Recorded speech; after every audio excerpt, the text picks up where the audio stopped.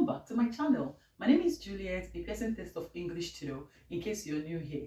And in today's video, we'll basically be talking about connectives. Now, this video is part of the short video series. Now, the reason for this short video series is just to keep you abreast of some English information you need to know if you want to do well in your English exams. These are normal things we do every day or daily words we use every day, but I just want to make you have more insight into them. Okay, so today we're going to basically talk about connectives, and I say there that connectives allow us to be specific in a sentence. They help us to be precise. Connectives are words that we use to link sentences together, and they help us to be precise. They help us to pass our information across so easily, so that anybody that listens to us or anybody that reads whatever we have to write, they would have a better understanding. That's why I say they allow us to be specific or more specific in whatever it is that we want to write. Some of them can refer to additional information. So what connectives basically do is some of them can help you give more information about the topic you're talking about or about any information you're passing. They make it easy for you to give additional information. While some of them will give you opposite or contrast information, they can help you in your sentence to give a contrast information about an information you're passing. Another thing is that they can also help in comparison, like when you're trying to compare two things, maybe two sentences or two things that have been spoken about. You want to talk about their differences, and that is where you see connectives being used. You want to compare things, you want to talk about contrast, you want to add more information to whatever information you want to pass. So connectives will do the job for you.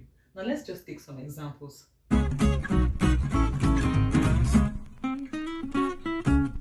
Right, now these are examples to further buttress the point I've been making. Now the reason why I'm making this video is because I find that a lot of students struggle when it comes to some tasks in the PTE. They struggle to know the right connectives to use. They struggle to know the right linking words to use in their essays, in their summarized written tests especially, and summarized spoken tests. Let's just see how we can learn these things today. Now here we have addition to an idea. Remember I said that these connectives can help our sentence to be specific, especially maybe we want to talk about, we want to add additional information to the information we already have, or we want to contrast what we have said before, or want to compare.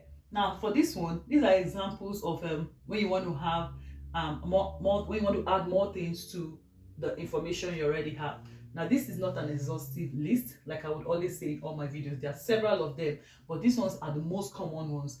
Now we have here, furthermore, in addition, moreover, and also. Let's make a sentence with this. The sun was so high and we had to go swimming. You can see the word I use here. The sun was so high and we had to go swimming. Furthermore, we had to use the car along the way.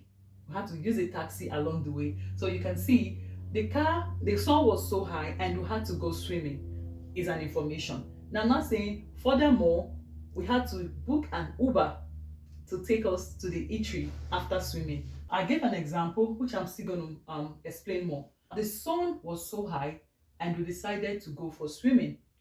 Furthermore, we decided to also book an Uber to take us to the cinema. So you can see me using this word here and also using this one. Okay, so this is giving us specifications to the sentence we have just made. This furthermore here is adding more information to the prior information we had. The prior information we had said the sun was so high and we went swimming. Then the other one said, furthermore, we had to book an Uber to take us to the cinema afterwards. Okay, so you can see how these words here are just adding more information or giving the reader a better information about what the sentence is about. Now, another one is contrasting idea. Contrasting idea is just something like opposite, trying to say the opposite of something. So we could not have said, let's use the same example I used. The sun was so hot, but we went swimming. I mean, doesn't make sense, right? Of course, because the sun was so hot, that is why we went swimming. So, but we can also actually say the sun was so hot, however, we chose to remain in the hot house. Can you see the difference? It's a bit tricky, but if you listen, you understand the logic behind it. When I use furthermore, I was giving more information, okay, to what I had first said when I use and. Now for this one, I'm just trying to if I say the sun was so hot that we went swimming, I'm not contrasting what I have said. I'm only improving on what I have said. I'm only adding to what I have said. But I said the sun was so hot, but we couldn't go out. However, we stayed in the house. Okay, so it's like a negative thing. This happened, but because of this, we still stayed there. So I'm not giving anything positive about. So just as the word contrasting, it doesn't. It's not like it's a negative to 100%, but it's not giving you like a total insight, or it's not giving you it's not making it look like a positive thing. The girl was beautiful. However, she didn't make it to the contest. So the girl was beautiful. However, she didn't make it to the contest. It's something bad. Well, I said something, the girl was beautiful, but look at what happened to her. Okay? But if you say the girl was beautiful, moreover, she made it to the beauty pageant. You can see it's something positive. But when we are trying to say something in the negative light, we use words like this, however, alternatively, in spite of, rather. Instead of you to come to my house, I rather go shopping with Amanda. Okay, you see what I just did. I use this one. She lives in London, yet she goes to Birmingham every evening. Okay, you can see the examples I'm giving here. Now these things are to make you understand how each of these connectives are used.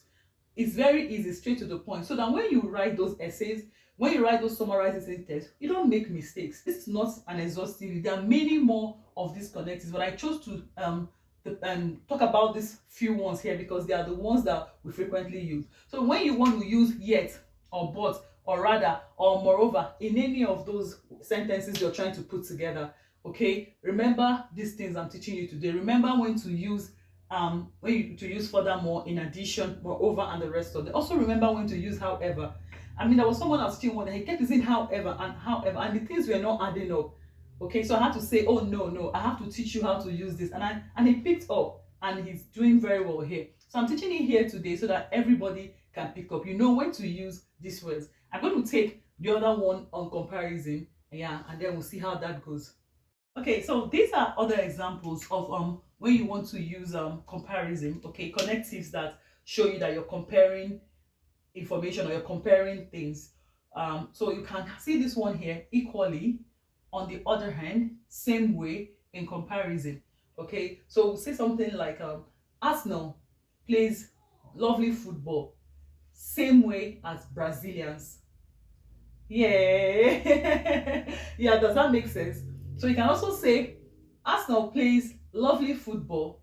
On the other hand, Man U plays better football. Please, Arsenal fans, don't come for me, okay? I'm only just giving an illustration, okay? Because these are popular things that people talk about. So yeah, another one here is same way in comparison. In comparison to this and this, Mr. A spent $200,000 on his car in January, compared to what he spent in February. So these are ways you can use these words. You're comparing two things. See me comparing how much Mr. A spent in January on his car and how much he spent in February on his car. You also heard me comparing football teams. This one plays very lovely football. But on the other hand, this other ones plays better football. They actually achieve more goals than this other team. I hope that makes sense to you. Then another one, which is for emphasis. Now, these are not the only time comparisons are used. There are other ways comparisons can be used, but I want to keep this video short as always, okay? Another one we want to look at is for emphasis. We have word like again, okay? Again, when you want to try to say this country is a beautiful country. They have great GDP. Again, they make a lot of money when they bring in international students to come school in their country. You can hear me making emphasis using this word again. Then she's beautiful. In fact, she's stunningly beautiful. You can see that word here. Look at what I'm using. I'm trying to make an emphasis on someone's beauty. Now we have interestingly. Okay, so we'll say that this is winter. Interestingly, the weather was really hot today and I enjoyed going out in the sun without my jumper or my jacket. You heard that word. You heard me using the word interestingly. So I was laying emphasis on the fact that yes, it's winter, but I could still go out in the sun because there was sun and I didn't have to wear a jacket. Interestingly, I didn't have to wear a jacket today, despite the fact that it's winter. I went out this way. Now the next one is indeed. Okay, so I'm going to make an example here. We're going to stop over at your house and make sure you cook us all those yummy dishes. And that's what your response will be. Indeed. You're not like you're saying yes or no, but you're just trying to say indeed. Yeah, I'm going to make you that yummy dishes. I'm just giving that illustration, but I just don't want you to lose track of what I'm trying to teach you today. Know when to use these words. These are all connectives. They try to make the sentence and to be precise. The information you're trying to pass, they're trying to make them to be precise. That is what connectives do. So this makes it easy for you to know the connectives you're using when you're writing, especially when you're writing essays. In the IELTS essay, when you're supposed to write a lot of, there are different kind of essays in the IELTS. This you should be able to compare. So in that kind of essay, these are the kind of words you should be using. On the other hand, this happened, and in 2020 this did not happen. In 1999 there was no COVID. On the other hand, in 2020 COVID hit the countries. Okay, so these are the kind of connectives you're supposed to use when you're writing those essays. Then for this one, when you're trying to make emphasis on something, actually maybe when you're trying to retell those lecture, or when you want to summarize the audio that was said, these are the kind of words you're supposed to use.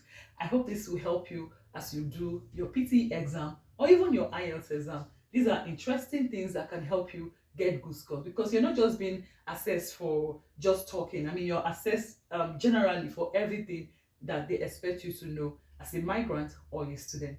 This brings me to the end of this video. If you haven't subscribed to my YouTube channel, please subscribe to my YouTube channel. And again, thank you so much for my returning subscribers, and thank you for those people that have been super thanking me. Remember, there's a super thank button just close to the share button. Remember to super thank your girl, because we are learning on this platform. Okay, remember to follow me on Instagram at English_prep class and on Facebook at English prep class. I'll see you in my next video. Cheers.